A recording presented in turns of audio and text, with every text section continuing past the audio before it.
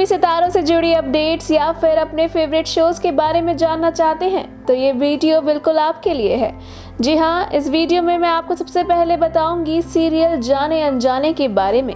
दरअसल सीरियल जाने अनजाने में आने वाला है एक नया मोड़, जहां उन्नति को पता लग गया है कि अब राघव उसकी जगह चला गया है जेल। जी हाँ, राघव ने सरेंडर कर दिया है और उसने उन्नति का सारा इल्जाम अपने ऊपर ले लिया है। तो वहीं अब रीत घबराई हुई है, उसे समझ नहीं आ रहा है कि वह राघव को कैसे छुड़वाए। वहीं अब रीत को पता है कि उन्नति का इल्जाम राघव ने लिया है और वो राघव की बेगुनाही का सबूत इकट्ठा करने के लिए निकल जाती है, जहां उसके हाथ सबूत भी लग जाता है और वो सीधा पहुंचती है उन्नति के पास और कहती है कि तुम्हें मेरे साथ पुलिस स्टेशन चलना होगा क्योंकि मेरे पास तुम्हारे गुनाहों का सबूत है और मुझे पता है कि राघव वो गाड़ी नहीं चला रहे थे।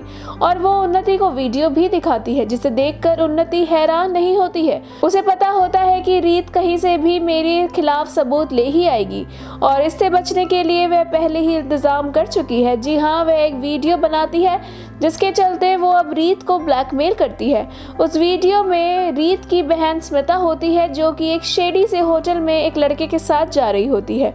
वो रीत को ये वीडियो दिखाती है और कहती है कि मैं इस वीडियो को हर जगह वायरल कर दूंगी और तुम्हारे परिवार की धज्जियां उड़ जाएंगी अगर तुमने मुझे अरेस्ट कराने की सोची भी तो। जी हाँ, वहीं अब उन्नति कहती है कि तुम्हारे लिए बेहतर ये होगा कि तुम इस केस को क्लोज करा दो और राघव को भी जेल से बाहर निकाल दो, क्योंकि मैं नहीं चाहती कि मेरा भाई सजा काटे, वो भी जेल में।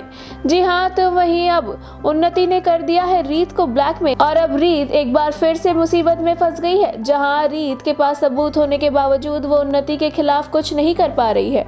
रीत काफी ज्यादा इमोशनल और परेशान हो जाती है।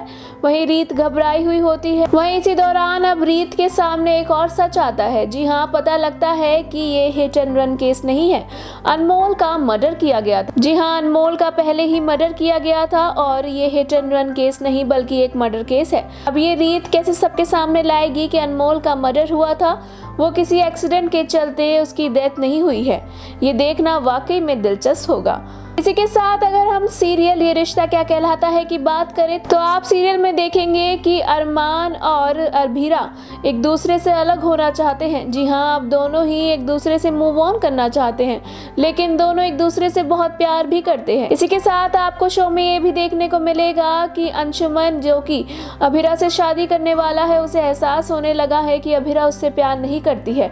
तो क्या अंशुमन शादी से ठीक पहले अभिरा से पीछे हट जाएगा इस शादी को करने से, या फिर अभिरा को खुद होगा एहसास? कहा जा रहा है कि अभिरा के सामने मायरा का सच भी आने वाला है कि मायरा उसी की बेटी पूकी है। क्या अभिरा के सामने ये सच आ जाएगा? वेल, ये तो साफ है कि अंशुमन और अभिरा की शादी नहीं होने वाली है। जी हाँ, या तो कोई अनहोनी घटेगी या फिर कोई सच सबके सामने आएगा या फिर अंशुमन कर देगा इस शादी से इनकार। क्या होता है शो में देखना बहुत ही ज्यादा दिलचस्प होगा। इसी के साथ अगर हम सीरियल वसुधा की बात करें तो ये भी काफी दिलचस्प मोड़ लेता हुआ नजर आ रहा है, जहां अभी तक लग रहा था कि वसुधा मेघा को सबके सामने इसका पर्दाफाश करके उसे घर से बाहर निकलवा देगी, लेकिन ऐसा नहीं होगा, बल्कि मेघा वसुधा पे भारी पड़ती हुई नजर आई है।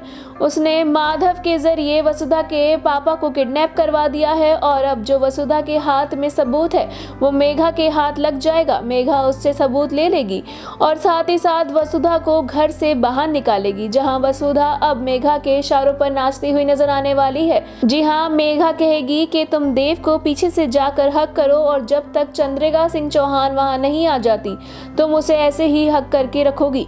जहां चंद्रिका ये देख लेती है और वो वसुधा पर चिल्लाती है और जल्द ही वसुधा अब चौहान मेंशन से बाहर होने वाली है। ऐसे में वसुधा कैसे सबके सामने मेघा का सच लाएगी, ये देखना वाकई में दिलचस्प होने वाला है।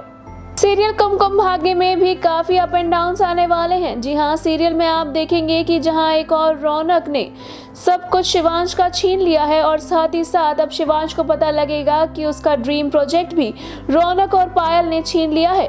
जहां ये बात सुनकर प्रार्थना टूट जाती है और वो रौनक को काफी खरी खोटी सुनाती है, जहां रौनक बताता है प्रार्थना से कि ये प्लान सिर्फ और सिर्फ पायल का था और उसने बस उसका साथ दिया है।